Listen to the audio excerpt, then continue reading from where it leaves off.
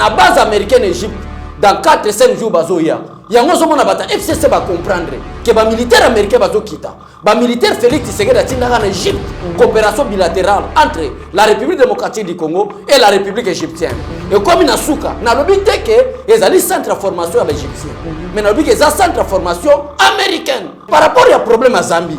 Problème à Zambie ezali été ezali kaka nos frères congolais bamusu bazana lamuka bamusu bazana FCC lokola bakana ki baboma président Félix Tshisekedi bamonge Félix Tshisekedi za l'homme combattu mais jamais abattu bakokoraite qu'est-ce qu'il faut faire yango zo mona bazo sala ba déclaration ba guerre ya Katanga pour parler de la balkanisation Buntani Boso alobaki ke banquete formation c'est sa femme parce qu'ayebaki quel était l'état de santé ya mobali Janine Mabunda alingia kanisake la comédie c'est l'Assemblée nationale non madame. Pourquoi ils ne veulent plus de Jean-Marc Kabunda? Coordonnateur Yakash. Nous voulons instaurer un état de droit. Et dans un état de droit, il y a une justice indépendante. Ce n'est pas à l'individu Félix Tshisekedi de commencer à faire justice. La constitution de notre pays consacre l'état de droit comme système de fonctionnement de gestion d'un État. En effet, l'état de droit veut tout simplement dire l'égalité de tous devant la loi. L'égalité en termes de reconnaissance des droits, l'égalité en termes de protection de ces droits, et enfin, l'égalité en termes de défense de ces droits. Qui que vous soyez, ministre, citoyen, quel que soit votre niveau de responsabilité, nous sommes égaux devant la loi. Nous, citoyens, sommes garantis de contester les actes des autorités s'ils sont illégaux. Les actes et les décisions prises par les autorités doivent être premièrement conformes à la Constitution, deuxièmement à la loi, troisièmement aux réglementations qui régissent le pays. Mon rôle est de faire respecter la loi dans le respect des droits des autres sans abuser de ma position. Sinon, moi-même, je subirai la rigueur de la loi. Dans un état de droit, nous sommes tous égaux devant la loi. Il n'y a pas une justice de faible, il n'y a pas des individus tout-puissants.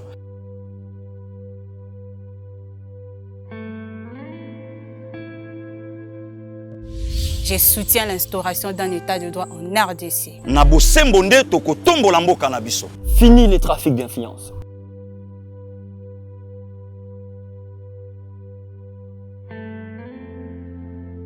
Bonjour mesdames et messieurs, bienvenue dans notre émission Éveil patriotique. Il y a Mkolo, il y a Léona Béchole, actualité politique, il y a République démocratique du Congo, mais il y a une très bonne nouvelle au annoncé bino Yeba TV na biso boyebi, il y a abonnés et belé. En tout cas, ezongi batobe ba mitu nezongi ndenge ni comment c'est que ba uta koloba dernièrement c'est le point de presse que Yeba TV ba yibi yango oui batu ba yeba yango mais tellement biso to na makamunyo surtout mikanda ba mot de passe ba lien de mission DG na biso contacta qui à partir ya YouTube kuna na États-Unis a solena bango ba yamba qui est lobby comme s'il était sur place na réception. Tant à poser problème na eba tourner ba preuve à présenter ba preuve nyonso à exhiber yango balobi ça va to ko étudier ka na binoana.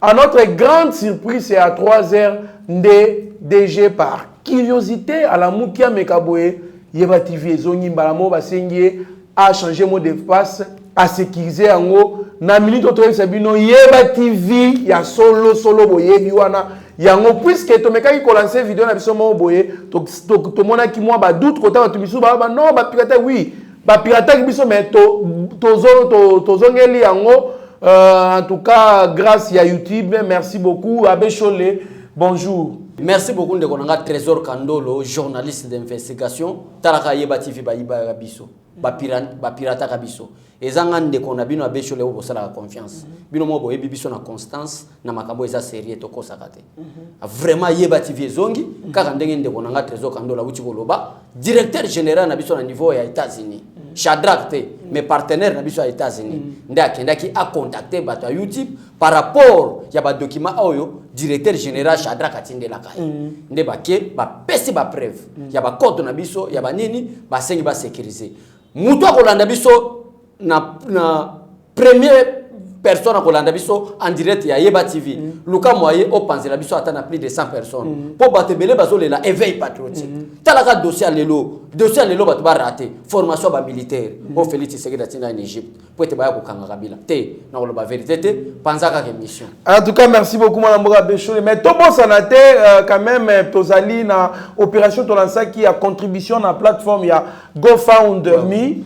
Alors GoFundMe wana ezali pour contribuer par rapport à matériel na biso ba panzaki boye bien sabotage ça qui non seulement na copirater contre na biso mais ezaki pe na niveau ya ba matériel na biso ba panzaki ba sabotage ba ordinateur ba sabotage ba caméra ba micro. Alors nous tout ça pour le moment nous sommes en train de louer. Alors to senga bien surtout bon contribuer na nous surtout bozana ngo mais mutu bususu ba cause la ko douter pendant ko contribuer ndeko nga trésor kandolo po ba mona ke bato bazo contribuer faut to remercier ka bato bazo pesa lo papa na biso colon voilà ata alobaki ata kombo te papa pardon limisanga motema moto tangola mozoya kana tanga kombo papa colon mukendi papa na biso papa roi mabi voilà na maman Élysée Yeba TV en éveil patriotique vraiment bato nyonso bazo soutenir boye ba beke botindi na trésor botindi na Steve Konde botindi na Pasta Gili botindi na nga botindi na DG Shadrach biso muyibe za la teza vérité pour jour to mutu muyibia.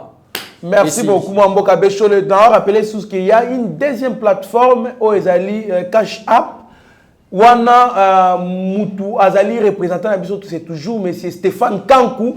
Cash App ya wana ba affiché wana bo mona ngo bien ba che numéro na ngo ba che pena numéro ya Stéphane Kankou na kombo na Stéphane Kankou. Donc na GoFundMe na Cash App c'est toujours monsieur Stéphane Kankou à partir des États-Unis, il y a une partenaire à Bissou, qui a récolté un mieux. Moi, Mwanamboka Beshole, sans plus tarder, je vois en très bonne santé. Et puis, qu'est-ce qui ne va pas les lots?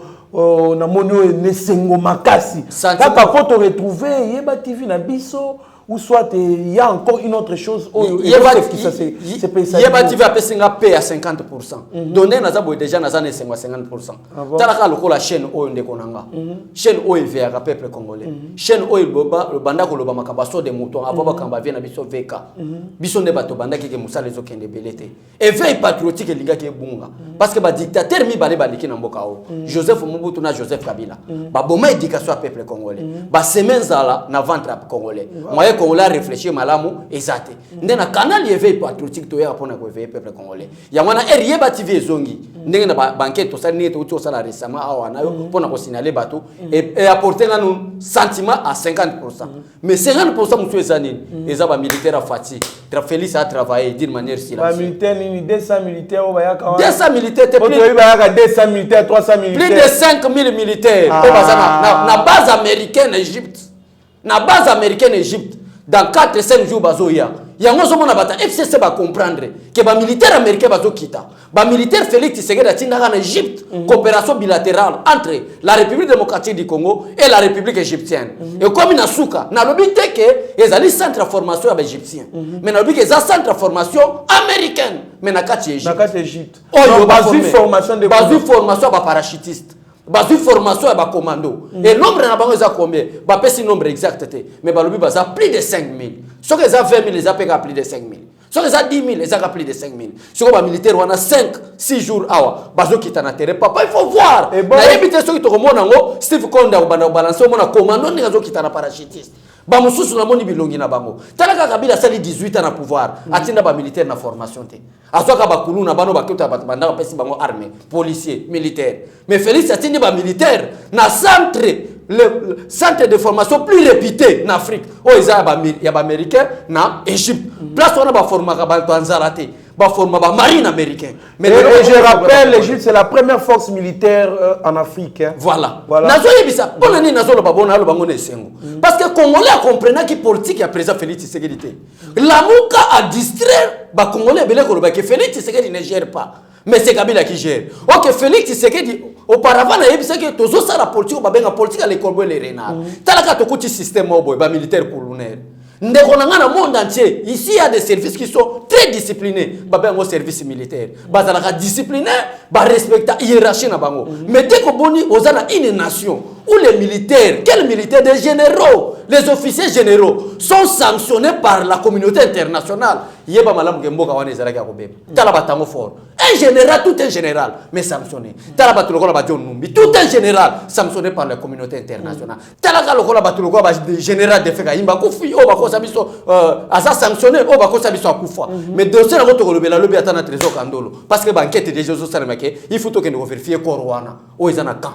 Na hôpital ya Kango, na hôpital cinquantenaire. Korwana ti lelo ezana kan. Il faut tolo abesper internationaux, na besper nationaux. To eba si seulement si moto wana za nani kaimbi. Complicité ezala ki mabe, service surtout na ba service de sécurité. Yangona nazo lancer message na peuple congolais partout dans le monde. Ko yeb sabino nini, ko yeb sabino boye. Peuple congolais, Félix Tshisekedi uti mona limité. Président IDPS, mona limité résidentiel. Toke na ba élection a gagner ba élection. Ayi mokuta système ni na koti, système dictatorial. Où tout dépend du président de la République. À côté du système, tous les militaires, ils ont le président de la République. Mais le système, on a et c'est un temps à atteindre les militaires la formation discrètement. Je parle bien discrètement. Pour tant que petit na formation, parce que Félix Tshisekedi est militaire, j'ai 30 ans le la sauter. Au début que biso tolegi déjà 30 ans au fêter anniversaire karaté. Na régime Félix Tshisekedi militaire ba rejoindre, na âge déjà parti à 18 ans. Mata. Formation. Ba pesi na biso ba uti formation de konanga. Tant on a zomona peuple ko na zomona ndenge mutazo qui na parachutiste. Commando, on m'a fait revolver fandiao. Ba honnête fandiao. Tala arme gratiao. Ato qui na parachutiste. Impact nini ba militaire wana ba ko apporter na Congo. Impact parce que jusque là ba o bobenga ba kana sikre. Ti le loto mona impact na bango te. Oh, mais ngai trésor kandolo. Oyebi Joseph Kabila azaki na mura naye. Mura wana Joseph Kabila azaki na mission boma président Félix Tshisekedi. Ça il faut dénoncer dans les événements. Mais ti le président Félix atambola na ba mura. Atambola na ba mura te. Ba kana secret. Na suite na ye ba mura ba kasi. Yo tala ndenge président Félix Tshisekedi asala. Oyebi li di omanga. Aza directrice ya communication na présidence. Oui, na autonomie. Parce que c'est là nous yo poser la question, c'est là na lobati. Pour yo solo que Félix Tshisekedi aza, c'est là na loba. Lidi omanga, azo dépendre na Vital Kamerhe na INC. Ouais, avec charge communication après. Azala ki ko zo ba photo ya président de la République, même président za na bureau en complicité na directeur de cabinet, ancien directeur de cabinet. Parce que ils ont déjà une ordonnance ba révoquer Kamerhe. Aza sous na directeur de cabinet. Mais ordonnance est officielle de depuis le mois de mai. Nazo Kamerhe n'est plus directeur de cabinet, et ça débat na biso te tika ngana azina directeur de cabinet. Les 20 ans to ba benga directeur de cabinet te na. Non, ba benga te yende muto mi benga directeur de cabinet. Yo été chicha est-ce que pense le directeur? Makamo so mi benga directeur cabinet muto so salate. Dernier jugement yo salakate. Oh non pardonne-moi. Yé pas tout na kayit. Mais on est à dossier la biso te dossier la biso ezani. Tala Félix Tshisekedi. De dossier la ordonnance la révocation. Mais nazo tala ndenge Félix Tshisekedi asala kande konanga trésor kandolo. Félix Tshisekedi accompagne que Lidi Omanga na domaine ya en tant que directrice il y a communication à président. Qu'est-ce qu'il faisait? Azako zo même photo président Félix Tshisekedi azana bureau. Ba photo Félix Tshisekedi aza quelque part. Azobo ngona ba réseaux sociaux. Ba dossier ba document officiel ya présidence. Bazo fuiter ngona ba réseaux sociaux. Mais tala Félix Tshisekedi lobi ke soki na lobi ke na bengana. Lidi Omanga. Ba do lobi ke poza na obédience à INC polémique ça. Tala intelligence et la sagesse de son excellence. Voici la raison pour laquelle qui me pousse ya kolinga Félix Tshisekedi à 500%. Tala ndenge makambo asali. Alobi soki na bengana yo sala mabe. Na nommé deuxième personnalité, il y a collège, il y a poste de télécommunication. Une façon de les chasser sans poser des problèmes. Mais obéissant ça déjà. Mais na bimisi na obéissant tout ça la politique il y a NT. To loba makambo solo que mutu wana na présidence ça ki mutu mabe. Awa pe Abraham lo kwa banga ça pe ya bisoti. Na ngaku na ulingina bana ko beta po balongole pe kuna.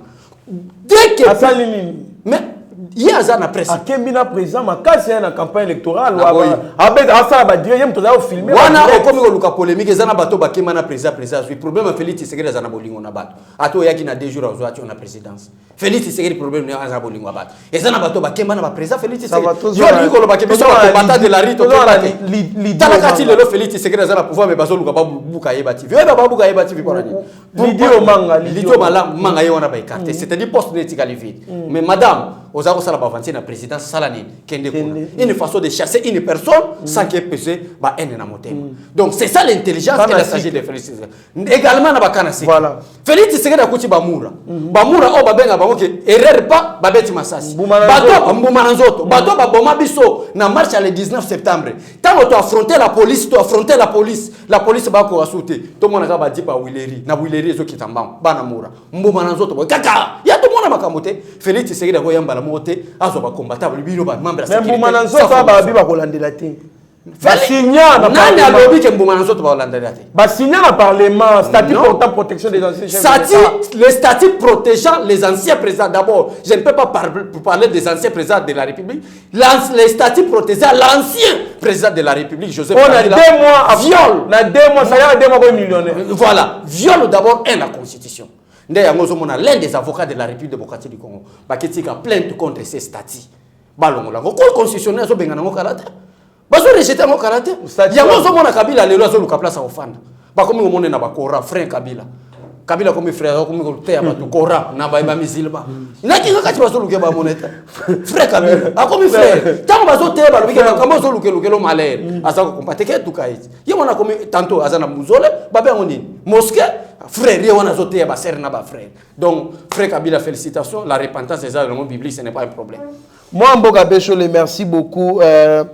Na ba éclaircissement au pesa siko mais tokosenga mingi tozala to mona vraiment impact surtout na sécurité nationale il y a ba militaire ou ba de sorte que s'il vous plaît oui sécurité nationale mais il y a la sécurité nationale le pays qui a trésor et sécurité zali na Zambie n'a pas de sécurité il y a des territoires congolais il y a armée zambienne. Qu'est-ce qui se passe au niveau à Zambie? Voilà. Au niveau à Zambie, ce sont nos frères congolais. Je peux citer même le nom. Parce que mon frère, Ozomona, article 115 de la Constitution de la République démocratique du Congo. Et ça, il y a un article, et ça n'a pas Constitution, il pays au monde. Oh, bah, la souveraineté nationale. Oh, bah, que les accords internationaux, ils allaient même au-dessus, il y a Bamibé Kwamboka. La Constitution congolaise, la Constitution congolaise, article 115, allez lire à la maison. Qu'est-ce que je voulais dire par là? Que la République démocratique du Congo, où la République tanzanienne ne peut pas attaquer la République démocratique du Congo tant qu'il y a des accords internationaux des pays voisins, tant qu'il y a des lois internationales. Pourquoi la zone Babongo? Un pays ne peut pas attaquer un autre pays. Un État ne peut pas attaquer un autre État. Non, ça c'est fait. Et ça, les Magalissous sous terre. Ça c'est fait. Exemple. Président Félix Tshisekedi. Président Félix Tshisekedi est président de la Commission pour la paix des Nations Unies en Afrique centrale. Azana plus de 900 militaires. On va payer pour stabiliser l'Afrique centrale. Mais problème à Zambie, qu'est-ce qui se passe? Na Congo, tu as un problème de la République démocratique du Congo. Tu comprends que la guerre est une guerre politique. Quand l'autorité congolaise a créé une guerre pour pas minéraux. Les gens ont été payés sur le matin. Maintenant, on va comprendre. Makamo sommes les autres guerre est la soute, mais comment Babylone a réglé la dernière minute? C'est encore il faut moi écolo ciment, ma place mon boy. Oh, bah ben va finissage. Yo il finissage. Donc la mesure est déjà terminée, mais tout ça on va finissage parce que mesure est là. Quand est-ce qu'on peut parler que cette maison est déjà habitable? Dès que la porte n'a pas les côtés. La maison est déjà habitable. C'est ça avec la République. La sécurité est déjà là, à plus de 90%. Maintenant, tout ça va finissage pour qu'ils aient réellement la paix. Yo yebite que aéroport, ce qui aérodrome place oyo vieux ezalaki kokita mpona kofournir barebele na est la guerre eza osalema régime Félix Tshisekedi ekangi yango donc ndeko na nga bopesa confiance mais par rapport ya problème à Zambie ezali ete ezali kaka nos frères congolais bamususu baza na lamuka bamususu baza na FCC lokola bakanaki baboma président Félix Tshisekedi bamoni ke Félix Tshisekedi aza l'homme combattu mais jamais abattu bakokoka ete qu'est-ce qu'il faut faire yango ozomona bazosala badéclaration baguerre ya Katanga pour parler de la balkanisation ekosalema te Tanzanie te soki ameki kotaki biso soki Zambie babenga ngo guerre d'agression Nations Unies babenga l'agression guerre d'agression on est interdit na kati ya conseil de sécurité soki la République démocratique du Congo ou la République zambienne sans cause sans objectif ba eko attaquer la République démocratique du Congo na ba loi internationaux babenga ngo une guerre d'agression tous tous les pays des Nations Unies, il y a derrière la République démocratique du Congo pour affronter. Mais il y a un problème de comme si problème zambien, mais il y a un problème zambien, il y a un problème congolais. Oh, il y a balkanisé Katanga, Nabata, FCC, Nabata, Lamuka. Moi, Mboka Bechole, merci beaucoup. Affaire Jean-Marc Kabounde, l'audience à la Cour constitutionnelle renvoyée au mercredi prochain. Oui, mercredi prochain, c'est déjà mercredi, il y a l'élo. Donc, l'élo déjà plaidoirie et salimi. Na procureur près de la Cour constitutionnelle, na partie civile, na partie adverse. Déjà plaidoirie et salimi.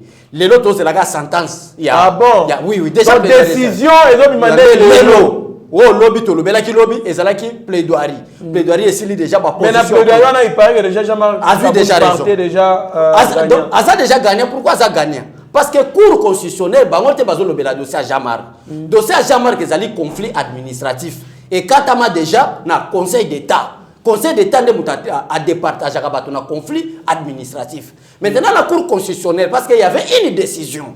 Décision qui a décidé Jean-Marc Kabound à Kabound. Maintenant, la Cour constitutionnelle, ligne de mission à Salaka et Zalaka, loi nous décision nous sommes bima. Il y a il faut battre la motion conforme à la Constitution. Les cours constitutionnels, objectif n'est allé pour annuler décision oyo, décision qui Jean-Marc Kabound. Moi, Mboka Bechole, une nouvelle pétition initiée cette fois-ci contre Jean-Marc Kabound, mais plutôt cette fois-ci.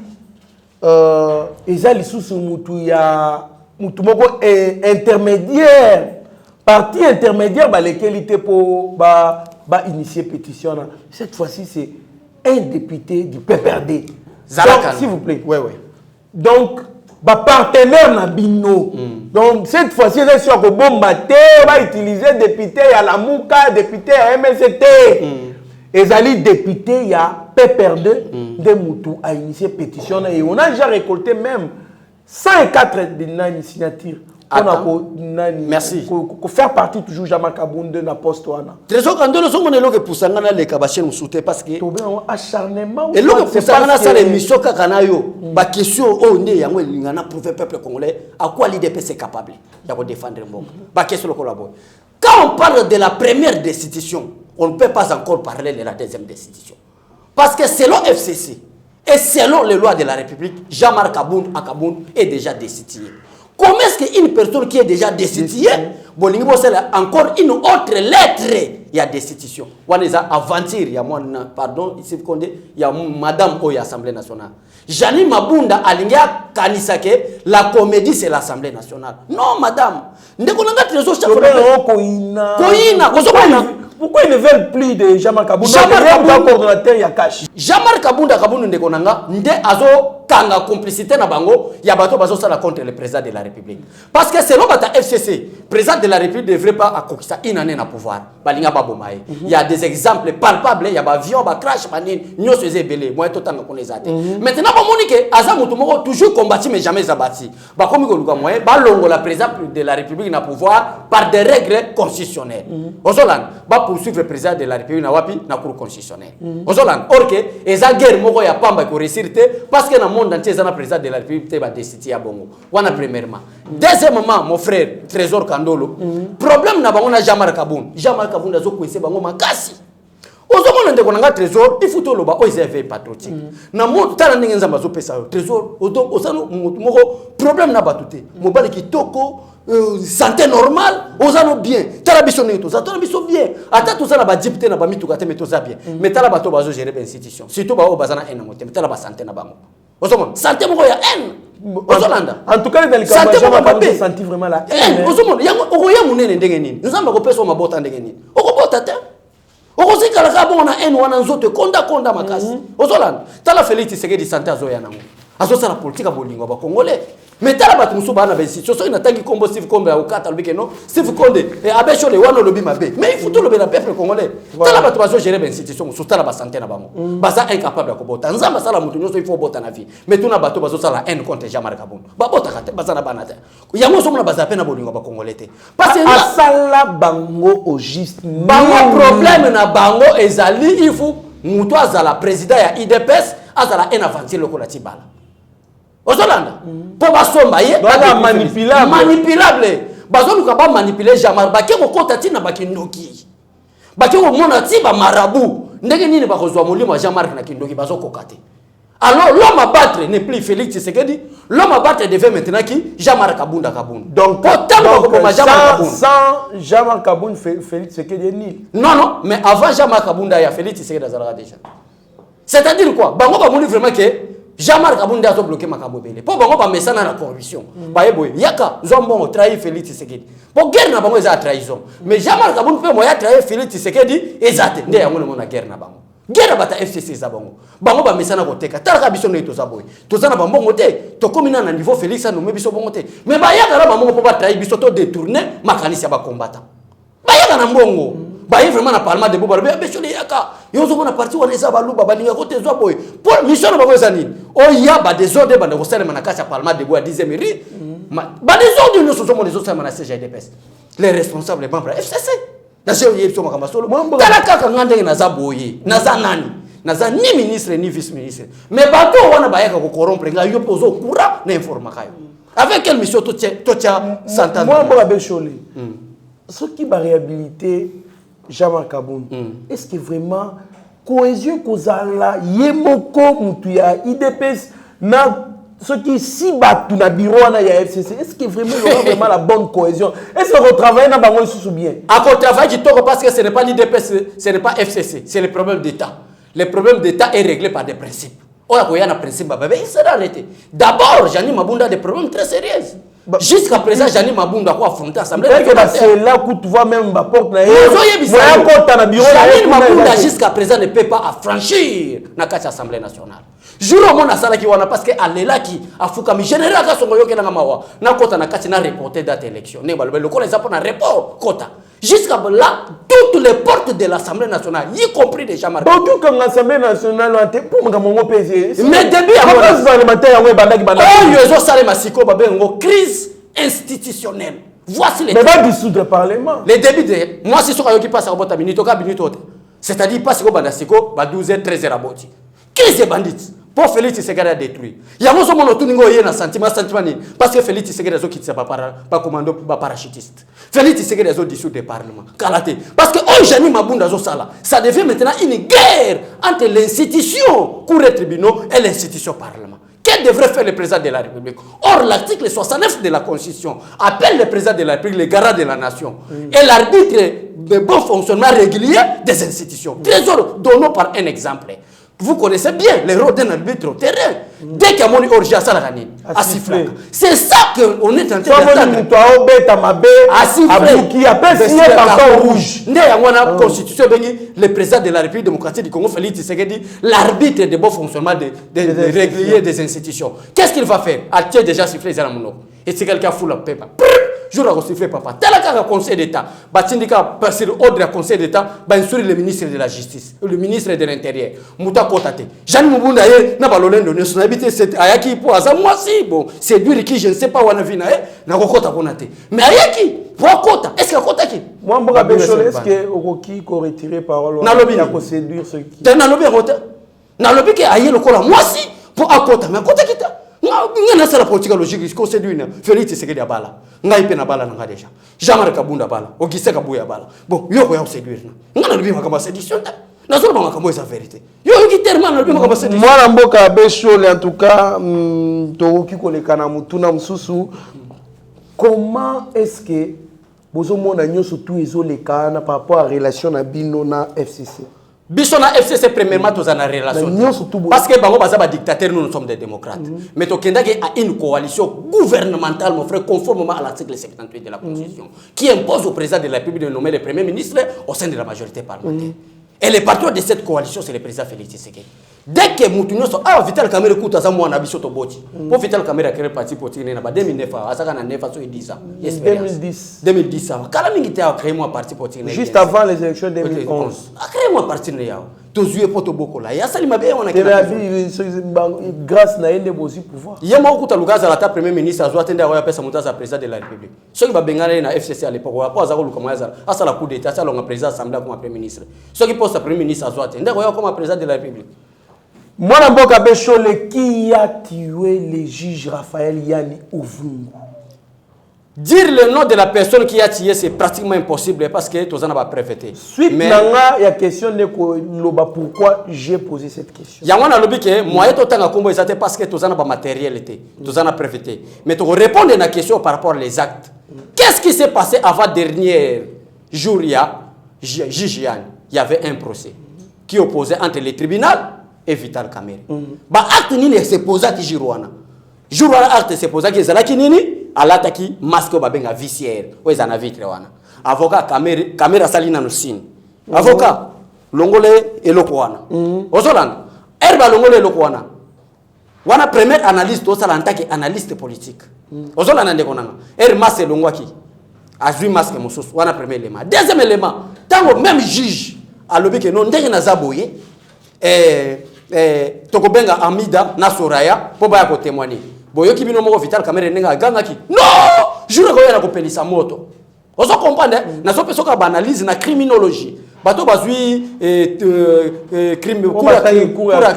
criminologie bazo ba makamu na zoloba maintenant ba yeko comprendre bi dès que Amida koya Soraya koya je vais mettre les faits maintenant yo nde oketu na Kamerhe na prison poza na prison makala abima na mtaza ko ngati les 20 po ba condamner oketu ne fait alinga ke bimse za féminin wana premier loko maintenant na lingi na pesa bato ba po enquête mobimba le ministre de la justice c'est laissé tout ndaka sende a construire mais parquet ba fongola enquête pour na dossier nini ya juge moi en tant que pas fongola ba nouvelle enquête donc ya libosona basirsoir te ya liboso ba monique non akufa réellement na nini na prison et azala ipena kibota oui il paraît que ba bête c'est-à-dire kuana ba bête quel jour kuana ba bête quel jour oh je crois bien oh asana ki ba malaise ba même hôpital ba profiter ba bête coup il faut enquêter ko banane ba bête ay compte déterminer d'abord deuxièmement il faut qu'on soit que la présidence va te faire belé. Bah c'est sûr que toxique moi que il va te faire là qui.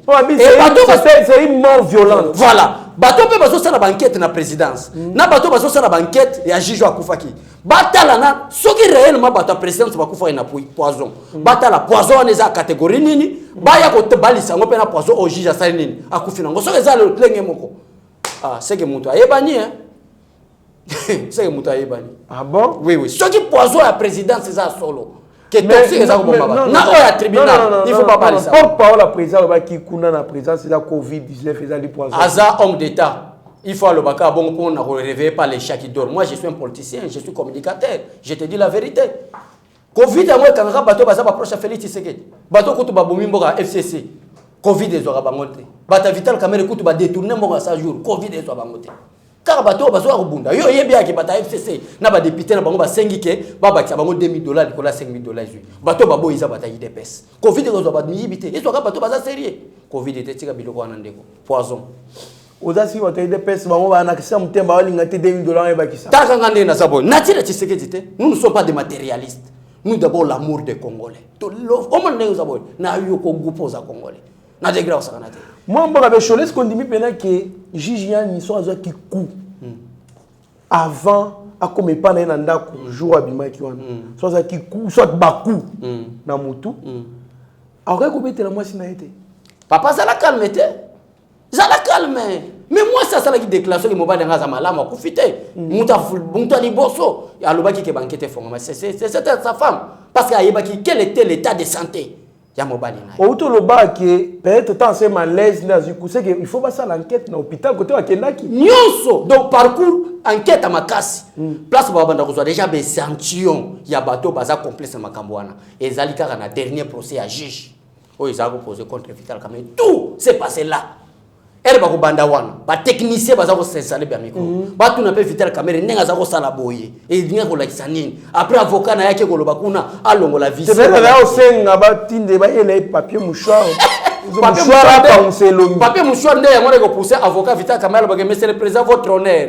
Et loko yo la tuane za mabe la ta o ekanginde munoko poto yo kande bien te. Tika comédie mon frère oza cours de dissertation na 5e primaire il faut savoir faire des analyses mon frère. Mais balongo ni masque. Ala sous masque. OK, masque la attaque kangai monoko te. O ami balé avocat pesaki e kangi monoko. Mon frère, il a besoin ko sabane. Bon moni ba congolais baba bololé na bino. Boniko, il est grand temps to banda ko veiller peuple congolais. Moi, Mboga Béchol, en tout cas, merci mingi pour na yanola mituna biso. Tozaki nango na évité message ni nyoko lancé pour na ba nyos to ba wala biso et puis na mobilisation autoza nango ya GoFundMe na Cash App pour na retrouver ba matériel ya yebatiwe da ki sakaji. Trésor, merci vraiment l'invitation na yo pour éveiller peuple congolais. Bato nyoso balanda biso yeba TV éveil patriotique et zongi nango. Mais bon ça n'était que so zongi c'est ba matériel petozui. Ba matériel les ala saccagé, bato lokola ba vie quel est François. Vie quel est François lobi déjà que les 30 tozo des caméras. Et zo ya nanzela moi sino to tozo des caméras. Bato lokola ba maman Élysée, moi si ya roi Mabi. Muto yoga vraiment roi Mabi. Bato lokola pipina nyangala kata na diama babengi. Balubi ya besho les ala calme. Yeba TV ko zonga informe. Kutu batebele babenga balubike non pona nini kabiso batapoto to landaka to tela bino tenete trésor nazo biso ti fendi moyo ko tunanga abesho lozako ganga mingi roi Mabi Élysée maman Élysée Pépina quel est François viens nga wana quel est François ya zuiba ba image ba caméra atindinga ba yebisinga lubike non na fendi moi ososo deux caméras na ba trépied nango original. Merci vraiment Bavier pour nous éveiller peuple congolais. Tale lengi ya ko pesa information à solo ndenge futaka. Merci na au trésor. To ko bossa na te ko remercier bato basali sakabiso. Po te yeba TV fo mama. Papa na roi Mabi. Maman Élysée moi c'est roi Mabi. Maman Prudence Mbombo. Maman ya na ipso maman na maman te mama lamu. Pembe loko la métisse. Nzamba pambola bino. Botika la malamu. Merci beaucoup à Béchole pour l'invitation à Bisso. Toujours remercier Baïnyo surtout à Bisso. Yeba TV, il y a solo pena yango yo. To zongeli yango en tout cas bo doutete ezali Bisso pena Bisso yo. Au mona Béchole, Mitterrand, Pasteur Gili. De merci bien Bisso surtout en personne. To zongeli Steve Condé. Na caméra donc un réalisateur na biso makamunyo surtout. En tout cas merci beaucoup na notre grand frère Stéphane Kankou azali partenaire na biso ya makamba récolte à partir des États-Unis bo contacter en tout cas na GoFundMe yekaka Cash App yekaka en tout cas yo komela biso. Merci beaucoup Nekimo Mbayeba TV Steve Konde HD les petits génies pourquoi pas à notre ingénieur Eric Moubiala, à notre sœur Glody Dema, na baignon soto na biso Biber Chimbalanga, Vicky Monama, Obenchi Swaka, Eugène Ngoma le pétrolier, Bozali Ebele bino surtout Bosnina Eba TV bo. Benga biso pesa biso information, bon motiver biso en tout cas des bonnes choses.